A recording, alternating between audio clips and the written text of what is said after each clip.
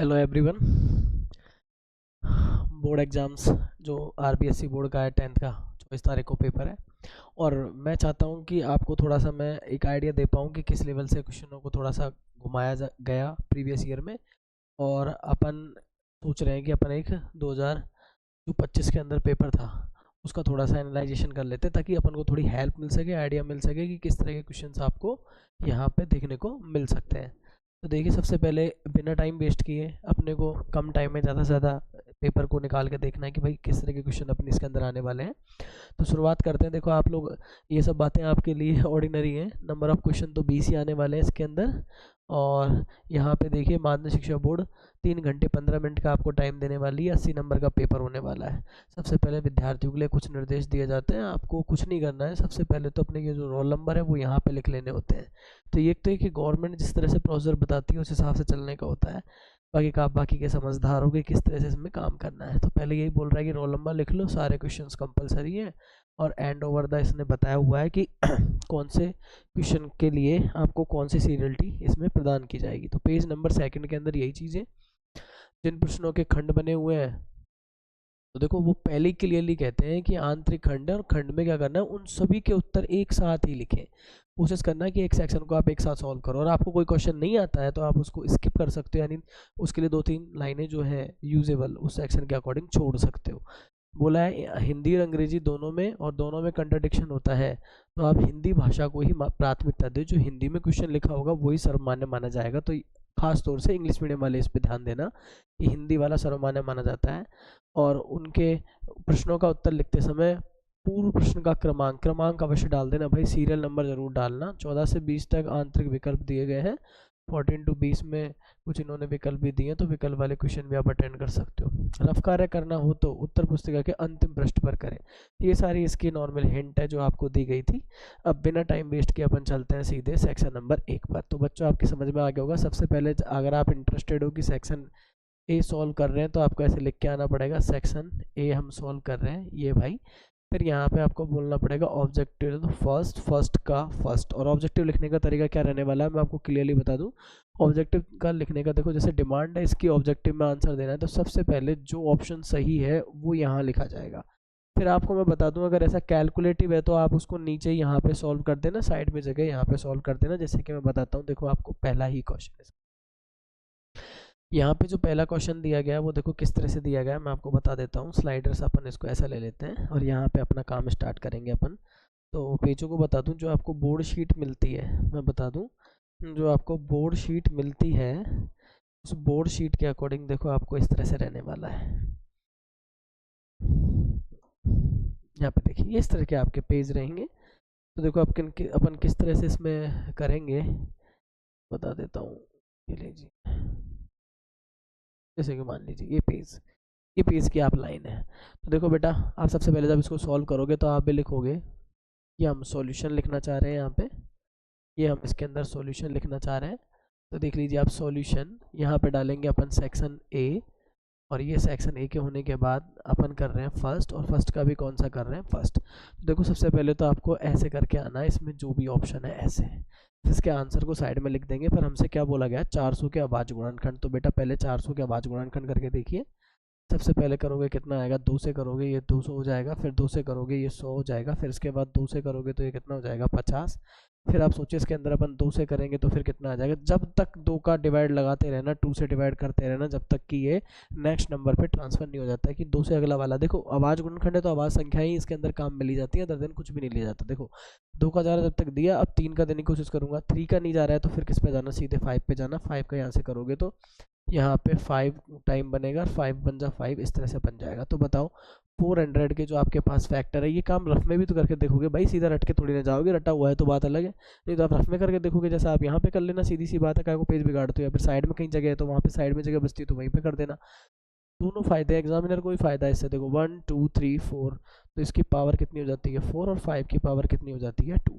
तो इनके prime factors हो गया। क्या बोल रहे हैं, इनके प्राइम फैक्टर्स की जो पावर्स है यानी घात है उनका जोड़ पूछ रहा है। तो घातें कौन सी होती है बेटा, घातें ये होती है। कौन सी होती हैं, ये होती हैं। तो इनका सम करेंगे, सम ऑफ पावर्स करेंगे। तो देखो ऐसे करके आना होता है। सम ऑफ पावर्स जब आप करेंगे तो एक तो 4 है, एक 2 है, तो बताओ यहाँ पे कितना आ जाएगा, अपना जो आंसर है वो आ जाएगा 6। तो आप कह सकते हो आपका आंसर तो होगा 6, या आपका आंसर होगा 6। और इसमें ऑप्शन जो आ रहा है वो कौन सा आ रहा है, ये आ रहा है आपका स यानी सी। तो ये सी ऑप्शन आपका सही हो जाता है। तो आप मेरी कहने का मतलब समझोगे कि इस तरह से हमको सॉल्व करने होते हैं। तो ऑब्जेक्टिव केस को अपन ऐसे सॉल्व करके आएंगे। सामान्य तौर पे अपन को ऐसे ही करके आना है। ऑब्जेक्टिव में जवाब दिया तो वो यहाँ से देख सकता है, तो देन आपने आंसर यहाँ लिखा हुआ है। अब आ जाइए इसमें, देखो बिना टाइम वेस्ट करे आगे क्वेश्चंस में चलते हैं। सबसे पहले पूछा गया है कि 2x² प्लस सेकंड क्वेश्चन के बारे में पूछा गया। तो सेकंड क्वेश्चन के अंदर अपन क्या बोलेंगे कि इसमें एक शून्यक दे रखा है। शून्यक क्या होता है, x के वैल्यूज होते हैं। अगर सवाल x में है तो x का वैल्यू आपको दे रखा है +3 दे रखा है, तो +3 लिख देना। अब यहाँ पे ये px दे रखा है और k का मान पूछा है। ये px दे रखा है, आपको दे रखा है नहीं दे रखा। तो देखो यहाँ पे मैं बता दूं कि जब भी आप सॉल्व करते हो तो आपको तो वही परंपरा बनाए रखनी है। यहाँ पे ये ऑप्शन के लिए जगह खाली छोड़ दी ना, इस लाइन से आप आंसर लिखना स्टार्ट करोगे और हम बोलेंगे कि ये x बराबर कितना है, हमारे पास वैल्यू 3 है, और जो हमारा px है वो क्या दे रखा है, वो दे रखा है हमें 2x² plus x plus k। तो मैं बता दूं कुछ नहीं करना होता, इसके अंदर रखना होता है। इसकी वैल्यू 0 के बराबर आती है। तो आप देख सकते हो जब मैं x की वैल्यू इसके अंदर रखूंगा तो मेरे पास आंसर आना स्टार्ट हो जाएंगे। ये कितना हो जाता है, यहाँ से देखो 9 9 दूनी 18 यानी 18 ये हो जाता है, 3 हो जाता है, और यहाँ पे k हो जाता है बराबर में 0 है। तो k की जो वैल्यू है मेरे पास रहने वाली है -21। देखिए कौन से ऑप्शन में आ रहा है, सी में आ रहा है। तो आप लिखे आना ये -21 मेरा क्या है, आंसर है। तो देखो इस तरह से करना होता है। ऑप्शंस वाले क्वेश्चंस को आप ऐसे अटेंड करना बेस्ट रहेगा। ये मैं आपको समझाना चाह रहा था। मेरे पास है वक्त कम, मुझे क्वेश्चन कराने हैं ज़्यादा, तो मैं बता दूंगा आपको सामान्य तौर पे इस तरह से हम बार बार जो फेयर भर के नहीं कर पाएंगे। 18 क्वेश्चनों में इसी स्टाइल में आपको बोर्ड एग्जाम्स में करना है। मुझे तो 3 घंटे 15 मिनट नहीं, मुझे तो 1 घंटे में वीडियो फिनिश करनी है मेरी। तो मैं बता दूं कि इस तरह से अपन दूसरे में चलते हैं। देखो कुछ बेसिक्स है, आपको जो पढ़ाया था ना उसके अंदर से बेसिक्स फर्स्ट पेज पे जो क्वेश्चंस थे उसी तरह के क्वेश्चंस मिल जाते हैं इसके अंदर। देखिए जैसे कि आप बोल रहे हैं, यहाँ पे हम बातें करेंगे थोड़ा सा इसके अंदर। देखिए जरा यहाँ पे अब देख लीजिए इस तरह की चीज़ों को। ये लो अरे एक सिंपल टैबलेट पेज पे सिंपल हो जाता है ये लो। अब बेटा यहाँ पे देखे जाना थोड़े टास्क है ना। ये क्या बोल रहा है, 2 अंकों की संख्या जिसमें इकाई का अंक x है। तो देखो इकाई का अंक है, इकाई का अंक बेटा आपको क्या बोला गया है, इकाई का अंक है, इसमें x बोला गया है। क्या बोला गया है, x बोला गया है। और दहाई वाला अंक है यानी जो टेंस प्लेस है ना, टेंस प्लेस उसको हम बोलते हैं दहाई अंक, है ना।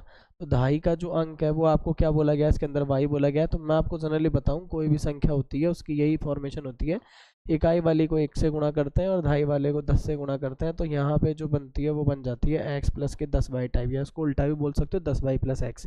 तो 10y प्लस x जो ऑप्शन होगा वो आपका सही हो जाएगा। तो यहाँ पे बी ऑप्शन आपका सही होने वाला है।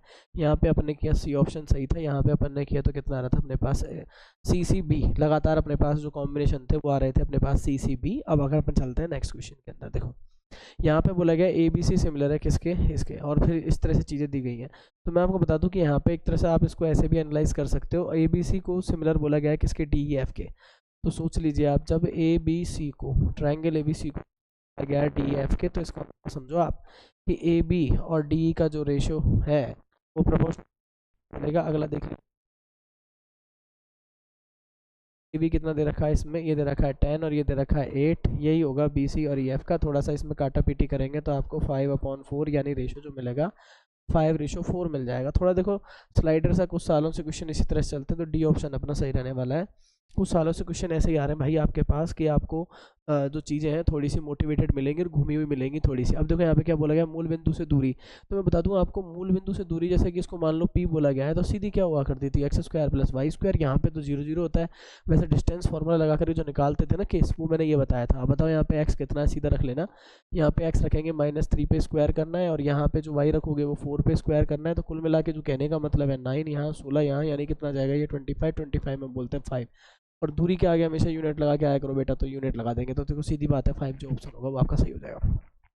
Cosec square 45 minus cot square 45, ये सीधा सा केस है। कोसेक 45, अब पता है बच्चों को कोसेक 45 का वैल्यू पता नहीं होता, या तो टेबल बना लो वहाँ जाके, बट अगर टेबल नहीं बना पाते तो सीधा याद रखो साइन 45 का कितना होता है। साइन 45 का होता है 1/√2। तो कोसेक का इसका उल्टा कर दीजिए, √2 हो जाएगा। तो √2 पे स्क्वायर इतना हो गया। कॉट 45 का 1 होता है तो इसको 1 ही रहने दीजिए, 2 - 1। तो यहाँ पे क्या रहने वाला है, जो आंसर आपका वो 1 रहने वाला है। देख लेना अब इस तरह से जो वैल्यूज़ हैं वो जैसे चल रही हैं वैसे चलेंगी, तो उसमें बी ऑप्शन अपना सही होने वाला है। और वहाँ पे अपना ए ऑप्शन सही था। तो कुल मिलाकर के अपने पास दोनों आंसर ठीक बैठ जाते हैं। अब देख लीजिए अपन जरा यहाँ पे क्या करने वाले हैं, नेक्स्ट देखेंगे। एक बोला गया है जो एक लैंग्वेज वाला क्वेश्चन है, और एक ऊर्ध्वाधर खंबे की परछाई, देखो खंबे की परछाई, परछाई हमेशा यहाँ बनती है देखो जमीन पे, और खंबे की ऊंचाई है वो ऐसे होती है। अब देख लीजिए ये दोनों पार्ट बराबर बताए गए, यानी ऊंचाई को अगर मैं h मान लेता हूँ तो ये वाला जो हिस्सा है वो भी h बोलने की बोल रहा है, क्योंकि ये दोनों बराबर बोली गई है। तो बोल रहा है सूर्य का उन्नयन कोण, ये आपका सन होता है देखो भाई, और अगर इसका उन्नयन कोण पूछा जा रहा है तो देखो आपसे ये चीज़ पूछी जा रही है, ऐसे डायग्राम बना के आप आराम से सॉल्व करना, कोई दिक्कत वाली बात नहीं है। जब दोनों चीज़ें समान है तो दिक्कत काहे की भाई, दिक्कत तो कुछ ही नहीं है इसमें। देखो ये थीटा, ये हो गया आपका एलिवेशन, उन्नयन कोण। अब ये देखो ऊपर की तरफ देख रहा है तभी तो ये बनेगा, ये दोनों सीन सेम बताई गई हैं। देखो थीटा के सामने इसको बोलते हैं परपेंडिकुलर यानी लंब बोल देते हैं, इसको क्या बोल देते हैं, बेस यानी आधार बोल देते हैं। अब बताइए यहाँ पे क्या लगेगा, टेन थीटा लगेगा, टेन थीटा लगेगा तो आप बोलोगे परपेंडिकुलर अपॉन बेस, यानी अपन बोल सकते हैं लंब बटे आधार। ये भी एच वो भी एच, तो दोनों क्या आ जाती हैं, टेन थीटा इक्वल कितना आ जाता है 1। अब सोचने वाली बात है कि टेन में 1 किसका मान होता है, टेन में ही लगाना, वो होता है 45 का। तो देख लीजिए थीटा इक्वल 45, ठीक सवाल है। और यूँ मत सोचना कि ये इस बुक में से उस बुक में से घूम फिर के क्वेश्चंस किसी न किसी बुक में से आते रहते हैं, तो 45 वाला जो आपका होगा वो सही करना है आपको। तो यहाँ देखिए 45 मिल रहा है डी में, तो डी ऑप्शन हमारा सही हो जाता है।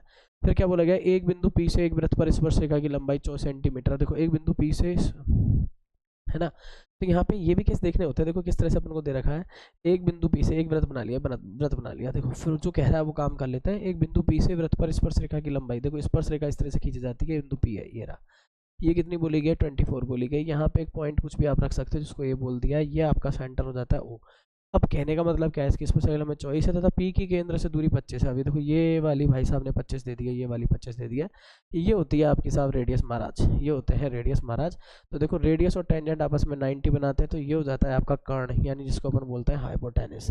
अब आप दिमाग लगा लीजिए कि अगर यहाँ पे अगर ये कर्ण हो जाता है तो सीधी सी बात है अपने पास जो चीज़ निकालनी है अपन को दूसरी वाली निकालनी है। तो देखो ये पीजीटी की जो थ्योरम है उसका अप्लाई करके मैं सीधा निकाल रहा हूँ। यहाँ से ये आपका आर स्क्वायर हो जाएगा, तो देखो यहाँ से होता है 6 to 5 और इसमें से 5 7 6 ये जाता है आर स्क्वायर। तो मैंने वैसे भी रटवा रखा है ये, तो भाई 24 7 और 25 इनका कनेक्शन है, तो यहाँ पे जो उत्तर होने वाला है आर स्क्वायर बराबर कितना आ जाएगा, ये 49 आ जाएगा, और आर का वैल्यू आ जाएगा 7। तो यहाँ से देख सकते हैं आप कहीं पे 7 उत्तर है क्या, तो यहाँ पे 7 मुझे यहाँ पे दिख रहा है, तो देखो अपन 7 उत्तर यहाँ पे सही मान सकते हैं, तो इसका 7 उत्तर हो जाता है। 8 सवाल आपके हो चुके हैं लगातार, आपको टाइम भी बिल्कुल हाथों में रखना है, 3 घंटे 15 मिनट में पेपर खत्म करना है भाई। चतुर्थांश का क्षेत्रफल बेटा सीधा लिखा दिया था, वृत्त का चतुर्थांश, जब वृत्त का क्षेत्रफल पाई आर स्क्वायर होता है तो चतुर्थांश का क्षेत्रफल 1/4 से गुणा कर दीजिए। तो यहाँ पे बेटा जब इसको अपन सॉल्व करेंगे तो 1/4, और पाई का मान इसने स्पेशल कुछ नहीं बोला है तो 22/7 लगा देना, और फिर आर स्क्वायर बोला है तो आर स्क्वायर देखो बेटा 7 × 7 है, यहाँ से कैंसिल हो जाता है। यहाँ पे आ जाते हैं आपके 22 देखो 2 से कट रहा है तो 11, इसको कर देना 2 से, इसको कर देना 77/2, और ये भी अपना 38.5 के आसपास जो आंसर है सेंटीमीटर स्क्वायर में आ जाएगा। यूनिट लगाना ना भूले, तो आपका नवा सवाल का जो उत्तर है वो भी कितना हो जाता है आपका 38.5 सेंटीमीटर स्क्वायर हो जाता है। चलते देखो नेक्स्ट क्वेश्चन के अंदर, यहाँ पे बोला गया यदि एक शंकु की त्रिज्या 14 है और तिर्यक ऊंचाई 10 है, इन्हें समझने की कोशिश करना। रेडियस ऑफ कॉन बोली गई है 14 सेंटीमीटर, स्लैंट हाइट यानी एल होती है भाई, ये एल इक्वल बोली गई है 10, देख लीजिए। और यहाँ पे क्या बोला गया है, एक शंकु की त्रिज्या 14 सेंटीमीटर है ना, तो ये रेडियस है भाई साहब आपके, ये रेडियस है, आर हो गई कितनी आपके 14 हो गई।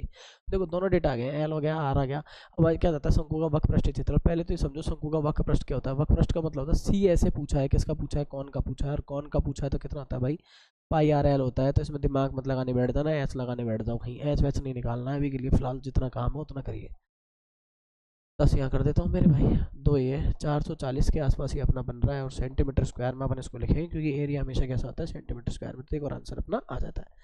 अब बोला गया प्रायिकता से रिलेटेड है, कौन सी प्रोबेबिलिटी नहीं हो सकती। तो पहली बात आप समझ लीजिए, प्रोबेबिलिटी है वो 0 से 1 के बीच में होती है, 0 के बराबर हो सकती है, 1 के बराबर हो सकती है। तो आपने लिमिटेशन तो पढ़ी होगी ना, लिमिटेशन ऑफ प्रोबेबिलिटी आपने अच्छे से पढ़ा होगा, ये ऐसे हो सकती है, ठीक है। इसके अलावा अगर कोई भी केस है तो नहीं होगी, यानी 0 से छोटी यानी नेगेटिव नहीं होगी। तो देखो कहीं ऑप्शन में नेगेटिव है नहीं है, ठीक है ना, तो ये तो प्रोबेबिलिटी होगी 0 से छोटी और 1 0 से बड़ी और 1 से छोटी है, ये भी देखो प्रोबेबिलिटी होगी। अब देखो यहाँ पे 2/3 है, तो डिनोमिनेटर अगर 3 देखो नीचे वाला अगर बड़ा होता है, हर अगर बड़ा होता है तो ये 0 पॉइंट कुछ आएगी, तो यहाँ पे एक ही गड़बड़ कर रही है ये, क्योंकि इसकी वैल्यू आती है 1.5, और ऐसे केस में ये प्रोबेबिलिटी नहीं होगी, तो ये कैसा ही हो जाएगा 1.5, एक से बड़ी कभी नहीं होती। देखो मैंने लिमिटेशन लिखी है, तो एक से बड़ी कभी नहीं होती है, तो बेटा आपको थोड़ा सा ध्यान रखना है, इसके अंदर एक से बड़ा कभी आएगा भी नहीं, है ना, 3/2 जाती है। अब देखो एक अच्छा टॉप क्वेश्चन मार दिया, देखो यहाँ पे लैंग्वेज वाला, यदि दो परिमेय संख्या देते, कुछ भी हो सकती है, जिनके एचसीएफ और एलसीएम बराबर हो तो संख्या हमेशा कैसी होनी चाहिए। अब आप सिंपल सा इसको अगर ऐसा करना चाह रहे हो तो आप दो तरह से कर सकते हो। देखो एलसीएम के अंदर हमेशा एचसीएफ होता ही होता है, तो मैं आपको कुल मिला के बता दूं कि ऐसे कौन से नंबर, जैसे मतलब मुझको दोनों ही चीज़ें बराबर लानी है, तो ऐसे में कंडीशन देखिए आप, अगर मैंने पहली संख्या 4 ले ली और दूसरी संख्या भी 4 ले ली, तो देखो इनका जो दोनों का जो एचसीएफ लूंगा वो भी 4 आएगा। इन दोनों का जो एलसीएम लूंगा तो लेके देख लीजिए आप, ये भी कितना आएगा देखिए ज़रा, ये भी कितना आ जाएगा 4 ही आएगा। तो आप देख पा रहे हो जब संख्याएं समान होती हैं तो एचसीएफ एलसीएम समान, जब भी एचसीएफ एलसीएम समान होंगे तो आप मान लेना संख्याएं फिर क्या रहने वाली है, समान रहने वाली है। तो ऐसे घबराया मत करो, जब यहाँ समान लग रहा था ये भी चीज़ समान ही आने वाली है। अब देखिए इस बेटा इसमें चलते मैं आपको एक क्वेश्चन बता देता हूँ जो आपके लिए इंपॉर्टेंट हो सकता है, जैसे कि 0 और 5 का एचसीएफ क्या होगा, ये सीबीएसई बोर्ड के अंदर पूछ लिया था। पर 0 एचसीएफ क्या होगा तो हमेशा याद रख लेना, और 5 का एचसीएफ वही संख्या होती है, देख लीजिए आप इसको ऐसे लिख सकते हो, ये दोनों में एचसीएफ क्या होगा, एचसीएफ 5 होगा। तो ये आपके लिए अच्छा क्वेश्चन बन सकता है, दिमाग लगा। यदि एक द्विघात बहुपद के शून्य का योग और कितना दे रखा है, देखो मैं ऐसे नहीं जानता, मैं सीधा इसको ऐसे पढ़ूंगा। देखो यहाँ पे क्या है, सम बोल रहा है अल्फा प्लस बीटा, जिसको तो बोला गया है कितना है 5, अल्फा बीटा बोला गया है 6। तो बताओ द्विघात जो बहुपद लिखते हो आप उसकी फॉर्मेशन क्या होती है। यहाँ पे आप लोग इसमें ए भी लिखते हो, बाकी का इसके अंदर ऐसे लिख के आओगे alpha plus beta x plus alpha, तो इसके अंदर जब आप इसको सॉल्व ऐसे ही रहने देना, ये हो जाएगा माइनस के 5x और ये हो जाएगा 6, इस तरह से। अब के इक्वल आप क्या ले लेना 1, क्योंकि रहा ही नहीं है, तो एक्स स्क्वायर। तो ये आपके पास जो आंसर है वो इस तरह से बन सकता है। तो देख लीजिए आप कौन सा क्वेश्चन का में मैच कर सकते हैं। तो ये वाला सेट कर रहा है तो डी ऑप्शन इसका सही रहने वाला है। 13 के अंदर आपका कौन सा है, डी ऑप्शन होता है, ये आपका बिल्कुल एकदम एक्यूरेट। आइए इससे आगे चलते हैं, तो देखो हमारे पास क्या है, के किस मान के लिए समीकरण x प्लस वाई तरह से का कोई हल नहीं है। तो देखो सीधी सी बात है, इस तरह के क्वेश्चन कैसे दिए कि नो सॉल्यूशन टाइप दिया, और आप बताओ नो सॉल्यूशन के लिए जब आप करते हो तो क्या करते हो। नो सॉल्यूशन में आपका ये लोग बराबर होते हैं और तीसरा वाला बराबर नहीं होता है, यही केस है ना। तो इसके अंदर देखिए पहले इसकी फॉर्मेशन को अपन ऐसे बना लेते हैं, a1x b1y प्लस c1 बराबर 0 कर लेंगे, और यहाँ पे भी a2x plus b2y plus c2 बराबर 0। तो यहाँ से देखो a1 बना रहा है, b1 बना रहा है, और c1 c2 निकालने की जरूरत ही नहीं है, मुझे तो वैल्यू निकालनी है ना। तो a2 देखो इसके अंदर क्या आ रहा है, a2 इसके अंदर क्या आ रहा है 2, और b2 क्या आ रहा है k। तो बस वहीं से अपना काम स्टार्ट हो जाता है। इसको बोलेंगे 1/2, इसको बोलेंगे 1/k, k इक्वल कितना आ जाएगा 2। तो देखिए आप k इक्वल 2 कोई ऑप्शन है क्या, अच्छे सवाल माने जाते हैं, ऐसे भी ध्यान रख लेना, आते आ रहे हैं पिछले पहले जो ईयर्स थे, कोर्स नहीं हटा था ना उस टाइम भी ऐसे आते थे और अभी भी ऐसे ही आ रहे हैं। तो आपको थोड़ा सा इसके अंदर मेहनत करने की जरूरत पड़ेगी, क्योंकि यहाँ पे देखो डायरेक्ट क्वेश्चन कभी नहीं मिलते मैथ के अंदर। आप सोच रहे हो कि पका पकाया हलवा मिलेगा, कभी नहीं मिलेगा, आपसे मेहनत करवाएगा इसके अंदर। तो यहाँ पे जो हमारा ऑप्शन है वो 2 बी ऑप्शन हो गया था उसमें, तो है ना, ठीक है। अभी अपना एक सवाल दे रखा है जिसके अंदर देखो क्या बोला गया, सारी चीज़ें दी है ना। अब आपको यह गैदरिंग करनी है कि इसके अंदर क्या हो रहा है। देखो पहली बात तो इनको देखिए जरा, कि ऐसे एस जब लगेगा, जब देखो यहाँ पे क्लियरली हो रहा है कि ये ए है वो डी के इक्वल है और ये कितना है 50 है, क्लियर बात है।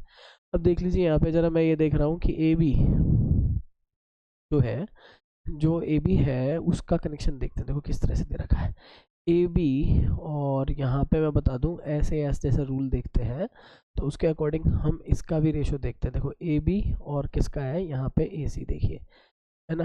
तो देखो यहाँ पे जो सीन है उसके अकॉर्डिंग अपन क्या करेंगे, इसके अंदर देखो एक एंगल तो हमारे पास ये सेम आ रहे हैं, हमें इसके अंदर से ये बताना है इसके अंदर से क्या पूछा गया। देखो वैसे देख लेते हैं, बेसिकली डी दे रखा है, 6 दे दिया, 3 दे दिया, 3 दे दिया, चलो ठीक है ये भी ठीक है, 2 3 4 दे दिए, डी एफ है ना, डी एफ है वो हमें 6 दे दिया, और डी हमें 3 दे दिया, बी सी हमें दे दिया, ठीक है।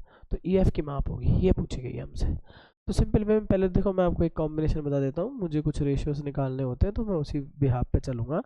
तो मैं यहाँ पे बोल सकता हूँ इन ट्राइंगल, एक का नाम है क्या ए बी सी, एंड दूसरा ट्राइंगल कौन सा है हमारा डी ई एफ। पहले तो आप ये समझने की कोशिश करना इनमें क्या कॉम्बिनेशन बन सकता है। मैं आपको बता दूँ, जैसे कि मैं इसके अंदर एक कॉम्बिनेशन ऐसा बना लेता हूँ कि यहाँ पे एक तो एंगल नीचे लिखते हैं अपन, देखो इसमें एक तो एंगल देखिए ज़रा, एक इसका एंगल डी और किसके बराबर आ रहा है भाई, इसके एंगल ए के, यूँ कह दो इसका एंगल ए और इसका एंगल किसके बराबर आ रहा है डी, और वो कितने डिग्री बता रखा है 50 डिग्री। तो एक एंगल तो हमें मिल जाता है, और इन दोनों एंगलों से जो साइडें बन रही हैं उनको अपन जरूर देखेंगे। तो इसके अंदर देख लीजिए, जब जब इसका नाम ए चल रहा है तो यानी मैं बोल सकता हूँ इसकी साइड अगर मैं ए लेता हूँ तो नीचे वाले बंदे की साइड कौन सी लेनी पड़ेगी, मुझे डी लेनी पड़ेगी। अब ए बी देखिए ज़रा, ए बी देखिए, तो ये ए बी हो गई और नीचे वाले का कौन सा आ जाएगा फिर, ए बी अगर इसका ले रहे हैं, ए बी इसका ले रहे हैं तो डी इसका आ जाता है, डी इसका आ जाता है। फिर बराबर में देखिए ज़रा दूसरा कौन सा है, इसमें कौन सा ले लूँ मैं, अब एक और साइड ले लेता हूँ, जैसे कि मान लो मैंने ये ले ली ए सी, तो इसका कौन सा आ जाएगा फिर, इस हिसाब से डी एफ आ जाएगा। अब इनके रेशियोज निकाल के देखना जरा, ए बी का 2 है, इसके नीचे 3 है, और यही देखो ए सी का कितना है 4 है और इसके नीचे 6 है, काटते हो तो 2/3 आ रहा है, तो रेशियो सही भी आ रहा है। तो ये ऐसे ऐसे रूल से ट्राइंगल ए बी सी कैसे हो जाते हैं, सिमिलर हो जाते हैं ट्राइंगल किसके, डी ई एफ के। और उसके बाद अगर सिमिलर हो जाते हैं तो हम इनके साइड्स को आराम से निकाल सकते हैं। इस हिसाब से by C P S T लगेगी इसके अंदर, सी पी एस टी जब लगेगी, ऐसे ऐसे रूल से ये हुआ है, सी पी एस टी लगेगी, तो ए बी डी ई का जो रेशो है वही ए सी डी एफ का है, तो वही समझने की कोशिश करना बी सी और ई एफ का होगा। तो यहाँ पे हम देख सकते हैं कि इनका रेशो क्या रहने वाला है हमारे पास, इनका रेशो क्या रहने वाला है हमारे पास, इनका भी रेशो हमारे पास 2:3 रहने वाला है। अब ज़रा ई एफ देखिए, ई एफ को देखिए, ई एफ हमें निकालनी है, तो बी सी ई एफ हमें निकालनी है। और बेसिकली अगर हम बी सी देखते हैं तो बी सी कितनी दे रखी है हमारे पास, 3 दे रखी है। तो हम यूँ कह सकते हैं कि उसी रेशो में चलेगा। अगर बी सी अगर 3 दे रखी है तो जैसे सपोज दैट ये बी सी हमें कितनी दे रखी है, इसका रेशो जो दे रखा है अपन को 3 दे रखा है, तो मैनली सपोर्टेड कि हमारे पास जो रेशो आया है वो आया है 2:3 रहना चाहिए, है ना। तो इनमें कनेक्शन क्या है कि अगर अपन करके देखेंगे तो मोस्टली जो अपन को क्या चाहिए, इसके अंदर मेजरमेंट चाहिए कि क्या रहने वाला है ना। तो इसमें जब मेजरमेंट निकालेंगे तो पॉइंटों में मेजरमेंट आया, क्योंकि डिवाइड तो पूरा जा नहीं रहा है इसमें। तो देखो जब 2 रेशो का मतलब इसमें 3 सेंटीमीटर है, तो मैं तो आपसे ये कहूँगा कि 2 रेशो का अगर मतलब 3 सेंटीमीटर है तो एक रेशो का मतलब कितना हो गया, ये हो गया अपने पास 3/2। कितना हो गया अपने पास 3/2। और हमें कितने रेशो का चाहिए, 3 रेशो की वैल्यू चाहिए, जब भी तो ये एफ निकलेगा। तो 3 रेशो की जब वैल्यू निकालूंगा मैं, तो देखो बेटा हमारे पास क्या आ जाएगा, इसको 3 से, और जब इसको 3 से करेंगे तो 9/2 इसकी वैल्यू कितनी आ जाएगी 4.5। थोड़ा सा चालाक रहना और फिर आंसर लगाना, तब इसमें फ़ायदा मिलेगा, नहीं तो क्वेश्चन गलत भी बन सकता है। सबसे पहले तो देखो इसमें सिमिलरिटी देखनी है और रेशो आपको आने चाहिए, 8th क्लास में बच्चे पढ़ते थे ना उस तरह से। अब देख लीजिए यहाँ पे थोड़ा सा आगे चलते हैं अपन, हाँ हमारा ये 4.5 बड़ा हो गया। अब नेक्स्ट पेज पे चलते हैं। देखो इसमें 15 क्वेश्चन आपके कंटिन्यूसली हो चुके हैं, तो ये ऑप्शन मेरे हिसाब से बेस्ट रहने वाला है इसके अंदर। देख लीजिए यहाँ पे, हाँ ये वाला, ये बुक का क्वेश्चन है, तो आप इसमें चाहे डायरेक्ट लगा सकते हो कि 0 डिग्री की साइन, आपको पता ही है साइन 2 × 0 बराबर ही होता है 2 sin 0 के, दोनों का मान ही क्या आता है 0 आता है, तो 0 डिग्री लगा सकते हो। कॉस है 12/13 है, मैं आपको बता दूं पहले तो आपको ऐसे लिखना होता है, कॉस है क्या है 12/13। तो आप समझने की कोशिश करना, ये क्या है, ये है बेस, और ये क्या है यहाँ पे बेस, और ये है हाइपोटेनस यानी आधार बटे कर्ण है। तो एल क्या होता है, एल होता है 5, सीधी सी बात है, जब हाइपोटेनस ही होता है तो ये निकाला जाता है, बाकायदा आप निकाल के देखना, तो 5 हो जाता है। और मुझे एल अपॉन के चाहिए, यानी मैं बोल सकता हूँ परपेंडिकुलर अपॉन हाइपोटेनस, तो इसको अगर परपेंडिकुलर बोल रहे हैं तो ये हो जाएगा 5, और साइन थीटा की वैल्यू ऐसे ही निकाली जाती है, तो देखो ये 5 अपॉन कितना हो जाता है 13। तो ये तो जनरल जब इंट्रो देते हैं टीचर लोग जब भी करा देते हैं ये ऐसे क्वेश्चन, क्योंकि ये एक फेमस टास्क है जो 12वीं में भी आता है, 10वीं में भी आता है, चलता रहता है। तो 5 13, मैंने आपको एक सीक्रेटली ये ट्रिक बताई भी थी कि 3 का स्क्वायर प्लस 4 का स्क्वायर हमेशा 5 के स्क्वायर का, तो इसकी पूरी टेबल याद होनी चाहिए आपको, इसकी पूरी टेबल याद होनी चाहिए आपको, सारी पीसीटी के डेटा रट जाएंगे, डायरेक्ट निकाल के रख दोगे। पर इसको अगर बेसिकली अगर ये ऑब्जेक्टिव आया तो आपको थोड़ा इसको शॉर्ट वे में सॉल्व कर सकते हो, जैसे मैं कर रहा हूँ। ये भी शुरू में ही पढ़ा दिया जाता है, घड़ी की सुई द्वारा 5 मिनट में केंद्र पर। तो सुनो, घड़ी की सुई है मिनट वाली, तो मिनट वाली का केस मैं बता देता हूँ। मिनट वाली सुई क्या करती है कि जब ये एक पूरा चक्कर लगाती है ना, तो इसको लग जाते हैं पूरे 60 मिनट, और जिसमें ये 360 करती है। तो मैं कह सकता हूँ कि ये 1 मिनट जब लगाती है ना, तो ये बेचारी अपने करती है 6 डिग्री। अब आपको चाहिए 5 मिनट का, तो आप इसको 5 से मल्टीप्लाई कर दीजिए, तो आपको मिल जाएगा 30। तो कितना आ जाएगा हमारे पास यहाँ पे 30। तो इस तरह से देखो ऑब्जेक्टिव क्या आपने फटाफट कितने क्वेश्चंस कर लिए हैं, 18 क्वेश्चंस तो कर लिए हैं। अभी फिलहाल मैं बात करूँगा फिल इन द ब्लैंक्स की। तो देखो ये भी आपको पढ़ाया हुआ टॉपिक है, ABC 3 नंबर अगर AP में है तो यहाँ से B ऑलवेज A+C/2 होता है, शॉर्ट में आप निकाल सकते हो। तो यहाँ पे 18 + 10/2 कर देना, 28/2 का मतलब 14 आपका आंसर रहने वाला है। पॉइंट दे रखा है, मध्य बिंदु के निर्देशांक आपको सूत्र पता ही होगा, मिड पॉइंट्स के क्या होते हैं, 7 3 को ऐड करो, ऐसे करेंगे 7 3 को ऐड करो बाई 2 कर देना, और -3 + 9 बाई 2 कर देना। तो मैं बता दूं इसमें से 5 इधर आ जाएगा और 3 इधर आ जाएगा, तो 5 3 हो जाएगी। मैं बता दूं ऐसे, अब आप सोच रहे होंगे sir fill in the blanks कैसे करके आएंगे, तो देखो फिल इन द ब्लैंक्स में ऐसे लिखना आप सॉल्यूशन, यहाँ पे तो वो डल ही रहा है, सेक्शन कौन सा है अपना, ए है। सेकंड क्वेश्चन इसमें डालना फर्स्ट, तो यहाँ पे तो आप ब्लैंक्स में तो लिख के आओगे वो जो आंसर आपके आता है ऐसे, और उसके सॉल्यूशन को ऐसे लिख के आओगे कि हम जानते हैं अगर ए बी सी किस में है, एपी में, तो एपी में है तो बी ऑलवेज a + c/2 होता है। तो यहाँ पे देखो ये है 18, ये है 10/2, इस तरह से आप सॉल्व कर सकते हो, क्योंकि आपको आप जैसे वर्बली कर पा रहे हो तो आप सीधा लिख दोगे इसका आंसर। अगर आपको लग रहा है कि सर वक्त कम पड़ गया तो क्वेश्चन छोड़ने से बेटर है आप फटाफट फटाफट ऐसे डायरेक्ट आंसर जो भी है इसके लिख लो। कुल मिला के पहली योजना तो ये है कि जो आपके 80 मार्क्स के जो क्वेश्चन है सारे अटेंड होने हैं और सारे करके आने हैं अपन को। ऐसा नहीं कि 10 सवाल छोड़ रहे हैं, 5 सवाल छोड़ दिए, 3 सवाल छोड़, नहीं, सारे अटेंड करने हैं। चाहे थोड़ा कम लिख लेना, थोड़ा स्टेप्स कम कर लेना, बाकी काम पूरा करके आना, सबसे बड़ा मोटिव तो यही रहने वाला है इसके अंदर। तो यहाँ पे देख लीजिए अपने पास ये अपन ने दोनों कर लिए हैं, एक में तो अपने पास 14 आ गया, 5/3 आ गया। नेक्स्ट क्वेश्चन में चलते हैं, देखो ये लंबा चौड़ा दे रखा है। अब बेटा इसके लिए आपको है ना वैल्यूज पता होनी चाहिए। वैल्यूज पता कैसे होनी चाहिए, इसको बोलते हैं √3/2। cos x 60 क्या हो जाता है, इसी का उल्टा हो जाता है 2/√3 हो जाता है, प्लस cos 30 कितना होता है, ये भी √3/2, और sec 30 क्या होता है 2/√3। तो आप देख सकते हो तो सारे सारे कट रहे हैं 1, सारे सारे कट रहे हैं 1, तो मेरे पास कितना आंसर आ जाता है इसके लिए 2। तो देखो यहाँ पे ये अपना पेज ये भी क्लियर हो जाता है। फिल इन द ब्लैंक्स का मैंने बता दिया, आप कोशिश ऐसी होती है, आपकी स्पीड पे डिपेंड बहुत कुछ करता है, सवाल छोड़ने नहीं है। एक बोला है सॉलिड हेमिस्फीयर, ठोस अर्धगोला व्यास। पहले तो बेटा इसका ऑपरेशन करना सीखे, इसको बोलते हैं 2r, और r हो जाएगी आपकी 7। तो यहाँ से देखो 7 हो गई। इसका क्या पूछा है, टी से पूछा, तो बेटा आपको सीधा फॉर्मूला याद होना चाहिए, 3πr² होता है। तो 3 × पाई की जगह 27 ऐसे हो जाएगा 22/7, और r² यानी कितना हो जाएगा 7 × 7, ये यहाँ से कैंसिल। इसको बोलते हैं 66, इससे इसको करते हैं तो कितना आता है देख लीजिए, 462 सेंटीमीटर स्क्वायर। देख लेना मेरी पॉसिबल कि इसका आंसर 462 सेंटीमीटर स्क्वायर आ रहा है कि नहीं आ रहा। तो मल्टीप्लाई तो आपके बेटा रहेंगे। अब बहुलक, बहुलक क्या होता है, मॉड क्या होता है, मॉड ये कहता है बेटा जिसकी फ्रिक्वेंसी सबसे ज़्यादा आ रही है, सबसे ज़्यादा बार कौन आया उसको आपको चेक करना होता है। तो आपके यहाँ आपको के साथ देखो, तो 4 देखो 1 बार दिख रहा है, 4 मुझे 2 बार दिख रहा है, 4 मुझे 3 बार दिख रहा है, तो कितनी बार दिख रहा है बेटा 4 3 बार दिख रहा है। क्या ये क्वालिटी कोई और भी रखता है?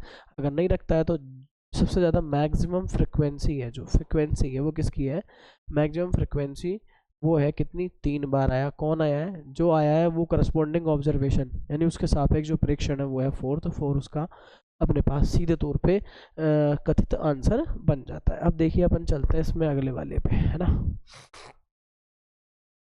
देख लीजिए अगला क्या कर रहा है, कोई क्लास मार्क निकालवा रहा है। देखो वर्ग चिन्ह 17 है, कितना है 17, क्लास मार्क कितना आ रहा है इसके अंदर 17 आ रहा है।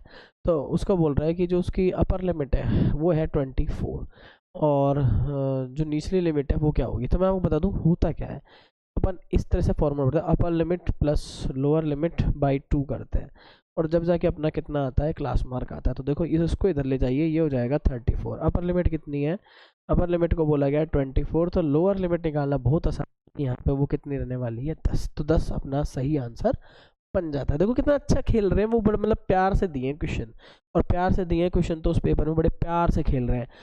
अब बोर्ड तो कोशिश यही करेगी मेरे हिसाब से, अगर कोई नया चेंजमेंट करती है ना तब अपन को नुकसान रहता है, अदरवाइज अगर वो नया चेंजमेंट नहीं करती है ना तो मैं आपको बता दूं कि आपको वो देगी शानदार क्वेश्चन, प्यार से खिलाएगी बैठा करके। तो आराम से ही, घबराना नहीं है, एक तरह से यूँ मानिए कि बहुत अच्छी शुभचिंतक है आप लोगों की, बहुत बड़े प्यार से रिलैक्स माइंड से पेपर को करना है।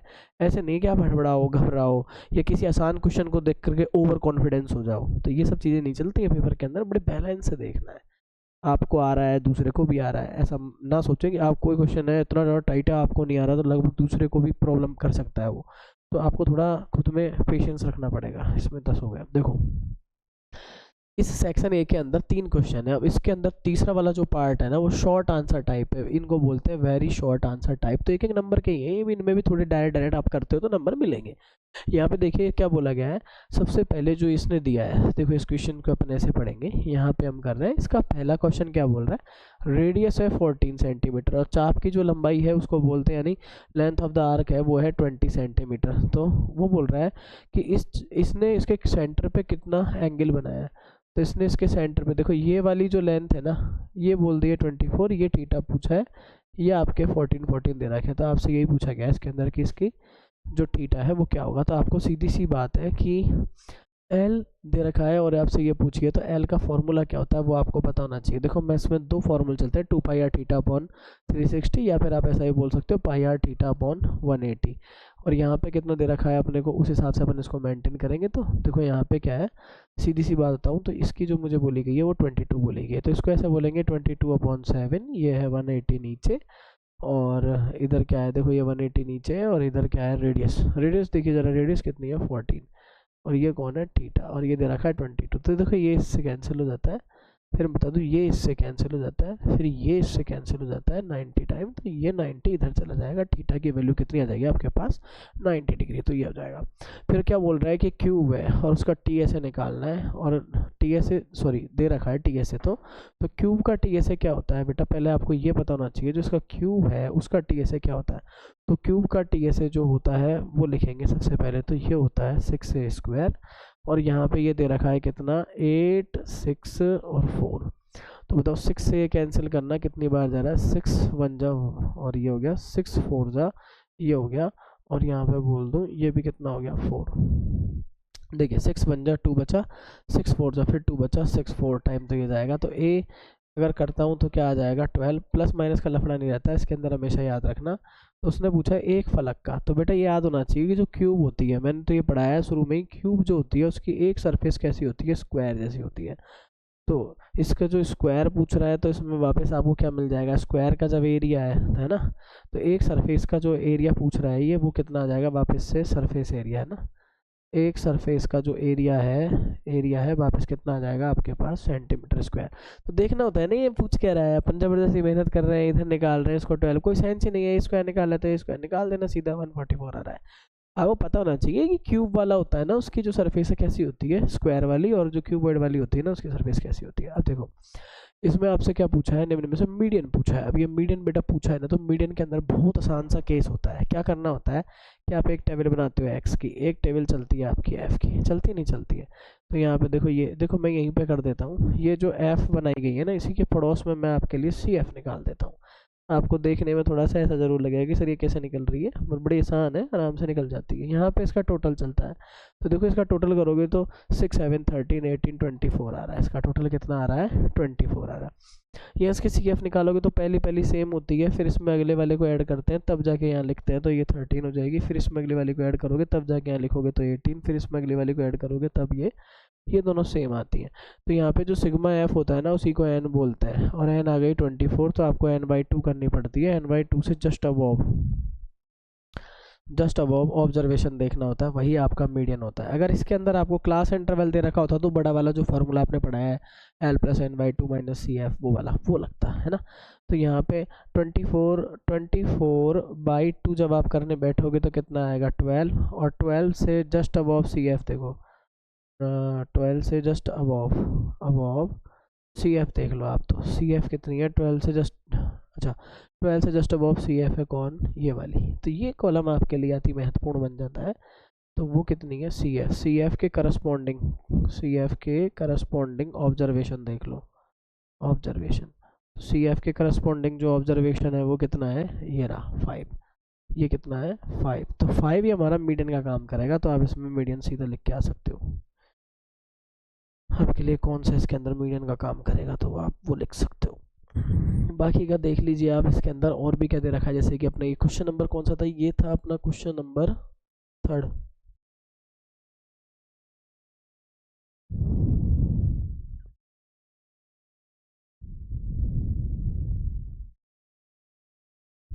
सेकंड का थर्ड था, कौन सा था ये, नहीं नहीं नहीं, थर्ड का थर्ड था भाई।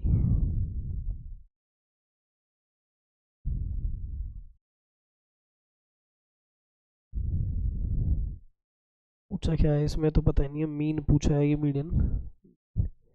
मीडियन पूछा है, मीडियन।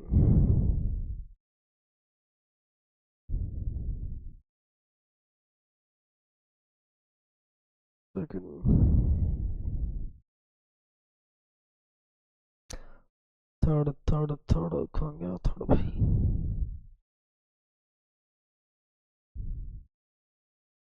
3 5 7 और 6 7।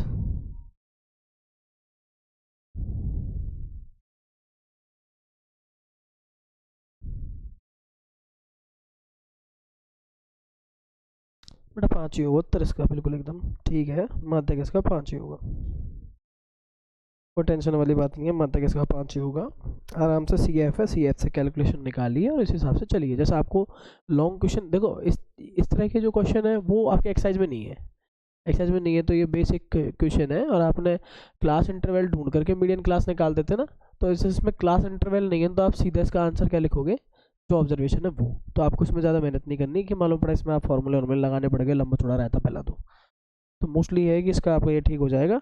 आप तो सीधा देखो कि n/2 से ठीक बड़ी जो सी एफ देखते हैं उसको डार्क करते हैं, तो मैंने ये कॉलम डार्क कर लिया। आप ऐसे बनाते हो, इसमें ये जो कॉलम है आप वो ऐसे बनाते हो, तो इसमें जो भी आ रहा है ना उस कॉलम को डार्क कर लिया करो। जैसे यहाँ पे 5 था तो इस कॉलम को अपने डार्क डार्क कर लिया, क्योंकि इसकी जो यहाँ पे एफ है वो ये आ रही है और सी एफ है वो 13 आ रही है, तो 12 से ठीक बड़ी 13 ही होती है, और 13 के संगत ये जो 5 है उत्तर वो आपका हो जाएगा।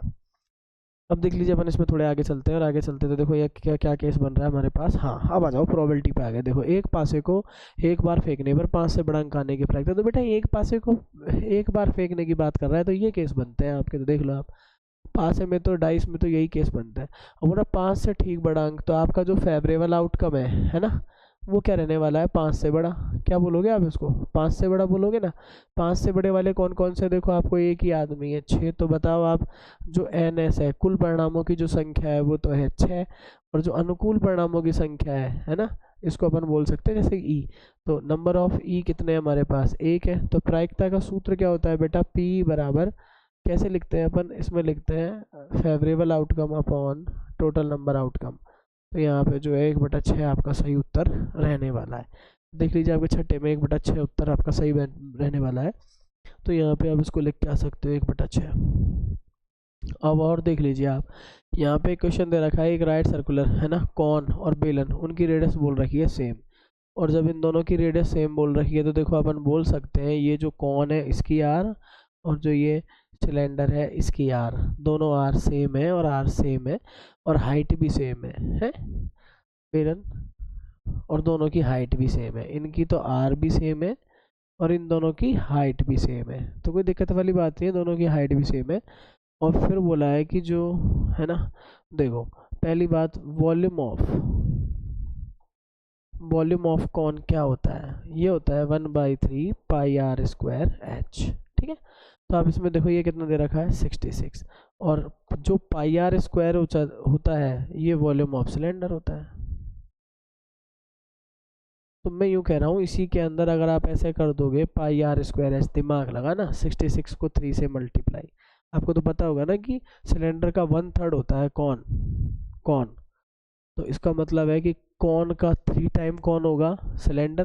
देखो आपको यहाँ से सीधा आंसर मिल जाएगा 198 सेंटीमीटर क्यूब। टेंशन नहीं लेनी है और बेवजह कैलकुलेशन बढ़ानी नहीं है, पूछ रहा है जितना आप इसके अंदर इस्तेमाल करोगे। फिर वापस एक चीज़ दे दी गई है आपको, इसका अनग्रुप्ड स्टाइल में दिया है। देखो ऑब्जर्वेशन दी है ना, तो आप इसको पहले सीरियलिटी से लेके, फिर 17, फिर 18, फिर कौन आता है 90, फिर 20 आता है मेरे हिसाब से 25, 27 और 29, सीरियलिटी से जमा लिया। उसके बाद आप देखो कितने लोग हैं, 1 2 3 4 5 6 7, कैसे हैं, n = 7, आपने फॉर्मूला पढ़ा होगा n+1/2 टर्म, ऐसे है ना।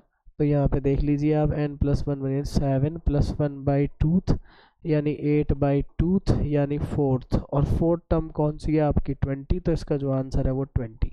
और बेटा मेरी स्टाइल में करोगे ना, इसका जो आंसर है वो क्या हो जाएगा 20। मेरी स्टाइल में करोगे तो देखो ऐसे रफली ऐसे काटते जाओ, एक एक एक आगे से एक पीछे से काटो, जो बीच में बच गया वो आपका आंसर होगा। तो ऐसे भी निकाल सकते हो आप। यहाँ पे देखिए दो खिलाड़ी राम और श्याम शतरंज का एक मैच खेलते हैं। यह ज्ञात है कि राम द्वारा मैच जीतने की प्रायिकता 4/5 है, श्याम के जीतने की प्रायिकता बताओ। तो दो खिलाड़ी है भाई, राम है और श्याम है, मैच खेल रहे हैं। अब देखो मैच खेलने वाले दो है, एक है राम और दूसरा है श्याम। अब राम के जीतने की जो प्रायिकता है वो बोली गई है 4/5 है।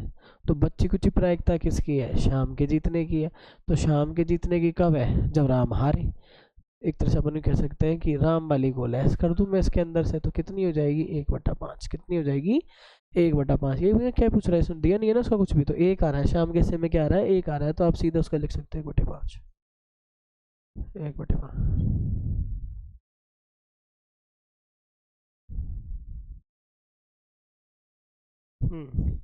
दो घन जिनमें से प्रत्येक की भुजा दो, देखो दो दिए हैं आपको, क्यूब कितने दिए हैं, दो दिए हैं, और उनकी प्रत्येक की साइड क्या है। तो देखो मैं बता दूं, ये जो क्यूब होता है ना उसकी साइड को आप ए बोल दिया करो, ए बोल दिया 2 सेंटीमीटर है। उनकी संलग्न फलकों को, ये काफी क्रीज में है सवाल, दो घनों को मान लो एक ये था एक ये था, इनको दोनों को ज्वाइन कर दिया जाता है। और इन दोनों को ज्वाइन कर दिया जाता है, सोचो कि ये 2 थी और फिर ये 2 और आ गई, तो कितनी हो गई 4। आपको ये डायग्राम आपको बनाना पड़ जाएगा, आराम से बना के भी आना। तो ये देखो क्यूबॉइड बन जाता है, तो इसकी जो है ना एल है, एल है वो जाती है 2 + 2 यानी कितनी हो जाती है 4। बी इसकी 2 ही रहती है, एच इसकी 2 ही रहती है। अब आपको टी एस ए निकालना है ना, T S A of cuboid, तो आप आराम से निकाल लीजिए। इसका क्या आएगा 2 LB BH और HL। फिर भी अच्छा सवाल दिया है ये बुक में, जो पहला पहला सवाल है वैसा ही सवाल है आपका, देख लेना। तो बुक आधारित ही है एक तरह से, डेटा भी अच्छे दिए भाई ने। डेटा ऐसे दिए कि आप आराम से मल्टीप्लाई करो, 4 × 2 और 2 × फिर 2 और फिर 2 × 4। यहाँ से आपको देखो ये 8 मिलेगा, ये 4 मिलेगा और ये 8 मिलेगा, और फिर यहाँ इसको 2 से करना है। तो मेरे को लगता है 16 × 4 = 20, कितने हो रहे हैं ये देख लेना आप, 40 हो रहे हैं। 40 कर देना, कितना आ रहा है जो देख लो आप इसमें, 8 8 4 16 और 4 20, और ये आ रहा है क्वेश्चन नंबर कौन सा है ये, नंबर 7।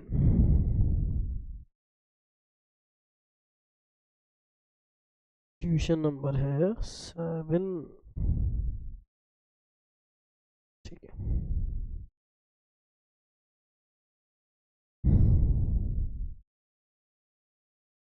पूछा क्या था भाई, टी एस है या क्यूबॉइड है, अच्छा ठीक है। तो ये तो कितना हो जाएगा, 8 और 8 16 और 4 20, कितना 8 8 16 और 4 20, 20 × 2 40।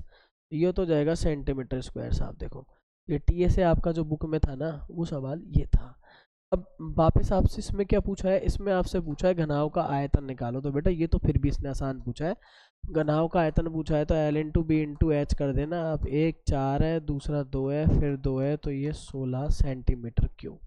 ठीक है, थोड़ा सा घुमा दिया, बुक में आपके ये पूछा था और कि बेटा ये निकालना, तो इसलिए लापरवाही नहीं करनी, पहले एंड तक जा करके क्वेश्चन को देख लेना। घनाभ का आयतन पूछा है तो आयतन भी ये निकाल लिया साहब, देखो है ना।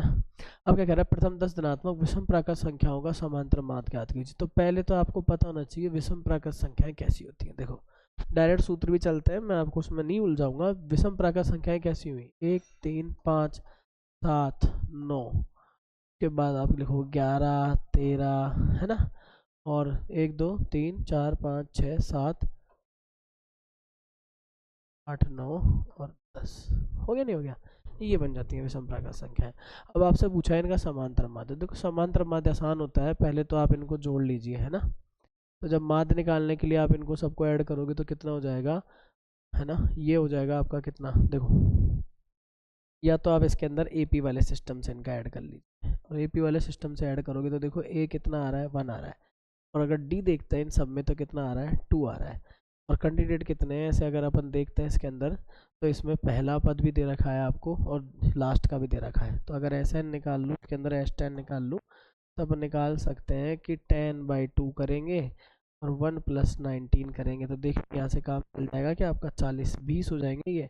तो ये हो जाएगा 20 और 20 पंचो कितना हो जाता है 100 और 10 है। देखो माध्य क्या होता है इनका, हम निकालो, इसमें 10 का भाग लगा दो तो कितना आ जाता है 10 आ जाता है। तो कुल मिला के आपके पास कितना आ जाता है इसके अंदर आंसर अपना, हम एस अगर निकालोगे तो 10 आ जाता है। अब इसने पूछा समांतर माध्य निकालना है, तो हम इसका समांतर माध्य निकालेंगे, तो अपने को क्या आ रहा है आंसर के अंदर 10 आ रहा है।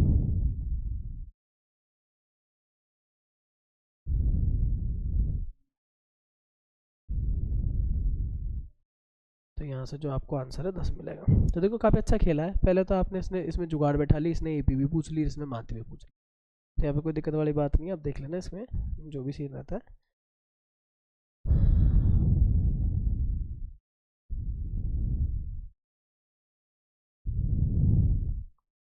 ये देख लीजिए, एक बैग के बारे में बोला गया है और प्रायिकता वाला क्वेश्चन इसके अंदर डाला गया है।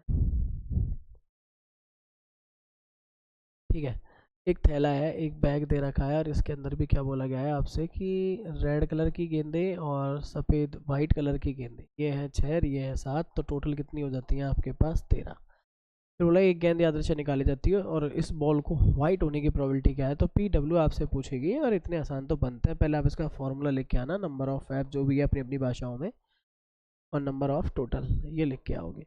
और जब आप इसको लिख के आओगे तो देखो अपने पास क्या हो जाएगा, नंबर ऑफ फैब देखिए, सबसे पहले अगर इसके अंदर बातें करें तो वाइट होने वाली कितनी है 7 है और टोटल कितनी है 13, तो 7/13 अपना आंसर बन जाता है। तो इस तरह से 7/13 अपना हो जाता है। अब देख लीजिए यहाँ पे क्या दे रखा है, ये सवाल भी काफ़ी फेमस है, पहले चलता रहता है। ये क्या पूछा गया, कर्व सरफेस एरिया 50 पाई है।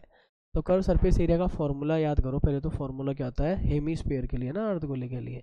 तो बताओ देखो क्या हो जाता है, इसका जो सी एस ए होता है ना उसको अपन बोलते हैं 2πr²। ये कितना है 50 पाई, पाई से तो बेटा पाई काट देना, ये कट गया, तो 2 से ये काट देना, ये 25 हो गया। r² देखोगे तो r आ जाएगी आपके पास +5 सेंटीमीटर में। अब बताओ उसने बोला है इसकी त्रिज्या निकालो, तो बस यहीं पे छोड़ देना बेटा, सेंटीमीटर में 5 हो जाएगी। अब इसमें क्या बोला गया देखो यहाँ पे कि कुछ संख्याएं का समांतर मान 6 है, तो x का मान निकालो। देखो पहली, दूसरी, तीसरी, चौथी, पांचवी, छठी, कितनी संख्याएं हैं 6, है ना, 6 संख्याएं हैं और उनका समांतर माध्य। तो समांतर माध्य क्या होता है, x बार बराबर इनको सबको ऐड करना पड़ता है, 5 7 9 4 3 x + 2 ऐसे। ठीक है, x + 2 एक संख्या है। तो अब यहाँ से देख लीजिए अपन इसमें क्या करेंगे, 6 का ही भाग लगाएंगे, 1 2 3 4 5 6, 6 लोग थे ना, 6 का भाग, ये कितना आ रहा है यहाँ भी 6 ही था, तो 6 6, तो ये भी कितना है 6 ही है, तो 6 6 36 हो जाएंगे, 5 7 12 12 9 21 21 4 25 25 3 28 28 और 2 30 30 + x ये बन रहा है। तो x का मान है जो सीधा स्वाभाविकली हमें क्या मिल रहा है 6। और कोई संख्या पूछता है तो वो संख्या क्या लाएगी 8, ये ध्यान रख लेना, है ना। x का मान वैसे क्या आएगा 6, और अगर कोई संख्या पूछ लेता है तो आपको संख्या क्या बता देनी है, उसके अंदर 8 बता देनी है। तो यहाँ पे बड़ा आराम से आप क्लियर कर सकते हो। थोड़ा पेचीदा तो मामला रहता है, अगर कोई बोल दे संख्या तो अलग उत्तर होगा, कोई बोले x तो बेटा अलग उत्तर होगा, दोनों में अलग अलग उत्तर आप आराम से निकाल सकते हैं। फिलहाल x का मान 6 है, और अगर कोई संख्या पूछ ले छठी संख्या कौन सी थी, तो 6 + 2 यानी 8 बोल के आनी थी, है ना, ऐसे सवाल आ जाते हैं। अब देख लीजिए यहाँ पे कि अपन यहाँ पे कम्प्लीटली एक सेक्शन पूरा कर चुके हैं। अगर आप टोटल जोड़ते हो तो 12 सवाल इसके, 6 उसके, 18 और 18 कितने हो जाते हैं 36, तकरीबन आप 36 सवाल आराम से कर चुके हो। तो 12 इसके, 6 उसके ब्लैंक्स के, 18 और 18 सवाल उसके आए थे आपके, तो लगभग तकरीबन 36 सवालों का एवरेज तो आपका जा चुका है। यहाँ पे देखो कुछ चीज़ें दे रखी हैं, 12 15 21 इसका भाज्य गुणनफल विधि से HCF LCM निकालना है भाज्य गुणनफल विधि से। तो देखो बेटा ये सवाल गिने चुने से है, 12 के फैक्टर अपन सब जानते हैं, 2 की पावर 2 3 होता है, फिर 15 के भी, ये तो रिपीटेड सवाल से तो इनमें इतनी ज़्यादा आफत भी नहीं है। यहाँ से आप देख सकते हो ये जो आइटम है HCF कितना बना देगा, इसका 3 हो जाएगा। अब कॉमन आ रहा है जो, और LCM जो होगा ना बेटा इसका वो आ जाएगा 2 की पावर 3 भी, 3 भी, 5 भी और 7 भी, 2 दूनी 4 5 20 दिया 60 और 420। तो यहाँ से अपने पास कितना आ जाता है 420। तो देखो ये दोनों सवाल आसानी से सॉल्व हो जाते हैं। तरीके से करना, थोड़ा स्पीड भी रखनी पड़ेगी क्योंकि टाइम बहुत कम रहता है हमारे पास वहाँ पे। अच्छा, अब यहाँ पे देख लीजिए कि शून्य का अल्फा और बीटा हो, तो अल्फा बीटा और अल्फा बीटा देखो याद करो। देखो सबसे पहले सवाल को लिखा करो, 3x² - के 5x + 9, इसका कंपेयर कर लेना। कंपेयर कैसे करना है, ax² bx + c, तो बेटा ये भी रटे हुए सवाल से हैं, a की जगह 3, b की जगह -5 और c की जगह 9। तो यहाँ से अगर आप देखते हो तो आपको बहुत आसान पड़ने वाला है कि अल्फ़ा + बीटा बेटा अपन शुरू से पढ़ते हैं -b/a, तो -b/a तो 5/a की जगह 3 हो जाएगा, और अल्फ़ा बीटा अगर निकलवा रहा है तो c/a यानी 9/3 यानी कितना आ जाएगा 3 आ जाएगा। ठीक है, तो ये भी कितना आ जाएगा हमारे पास, जो आंसर है 5 और 3 रहने, सॉरी 5/3 है, और एक अपने पास क्या रहने वाला है 3 रहने वाला है। देख सकते हैं अपन इसको आराम से। देख लीजिए यहाँ पे पूछा है कि युग्म के सभी संभव हल ज्ञात कीजिए, विलोपन की विधि का प्रयोग करवा रहा है। तो बेटा इसमें भी आसान सा है, विलोपन की विधि हर कोई कर लेगा, आसानी पड़ती है ये। फिर भी पहले ये चैप्टर फिर भी टाइट हुआ करता था, अभी पर आज की स्थितियों को देखें तो ये चैप्टर इतना टाइट नहीं है। तो यहाँ से देखिए लास्ट क्वेश्चन कर पाएंगे अपन छठा, अभी के लिए देखो ये क्या हो जाएगा, इसको अपन करेंगे किससे, इसको करेंगे अपन 1 से और इसको कर देंगे 5 से। पहले तो इसके कोफिशिएंट बराबर करने पड़ते हैं ना, वो काम। 3x प्लस 5y बराबर में है 7, तो ये कितना हो जाएगा, 5 से करेंगे तो 30x प्लस 5y, और ये है माइनस का 20। यहाँ से फिर इसके साइन चेंज कर लेना बेटा, तो ये ऐसे हो जाएगा। इसके करेंगे तो कितना हो जाएगा, ये प्लस हो जाएगा, ये यहाँ से कैंसिल हो जाएगा, तो माइनस का 27x, और ये भी कितना हो जाएगा 27। तो x का मान -1 आ जाएगा। x बराबर जो -1 है वो पुट कर देना आप समीकरण नंबर किस में, 1 में। जब आप इसमें करोगे तो कितना आ जाएगा, 3 इंटू -1 प्लस 5y 7, तो ये हो जाएगा 5y, ये हो जाएगा 10, तो y इक्वल कितना आ जाएगा 2। तो आप चाहो तो इस आंसर को चेक भी कर सकते हो और बड़े आसानी से इसके आंसर जो पास आ जाते हैं, y इक्वल 2 और x इक्वल -1। तो कुल मिला के देखो अपन इसके 6 क्वेश्चन लगभग तकरीबन इसके कर चुके हैं।